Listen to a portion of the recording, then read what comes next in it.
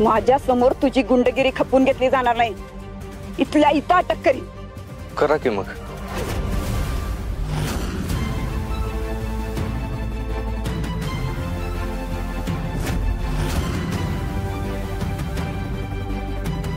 काय म्हणजे मॅडम तुम्ही माझं एकदा नीट ऐकून घ्या। ह्यो खोटं बोलतोय। हवे ना अमरीला गुंडाशी बोलत नाही मी। निघितून निघितून।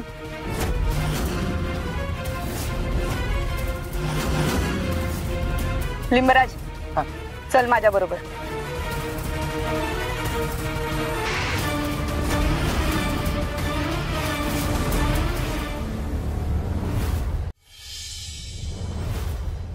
सत्यदाजी ह्याला दम द्यायला गेलेत। निदान त्यामुळे तरी ह्याच्यावर जरा बसावं। एकतर दीदी पण आल्या आणि ती आलेली असताना तिला जर ह्या सगळ्या गोष्टी कळल्या ना तर तिला लय वाईट वाटेल। आधीच आईचा आणि दीदीचा विरोध असताना मी हे लग्न केलं। कुणालाच नाही जुमानी। आणि आता मला जो त्रास होतोय तो धड कुणाला सांगता पण येईना आणि कुणाशी काही बोलता पण येईना। आमरे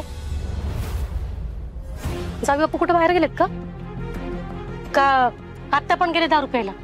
अगं त्यांना म्हणा निदान मंजू घरी असेपर्यंत तरी नका असं वागू। नाही आता परत नाही करायचे ते असं। तुला काय माहिती? आई मी सत्यदाजींना सांगितले हे सगळं। ते आता त्याला धडा शिकवणार आहेत।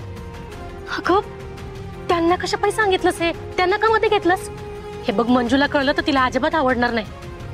आई अगं तिला आवडणं न आवडण्याचा प्रश्नच नाहीये। हे सुधरावेत बास तेवढं आधी महत्वाचं आहे।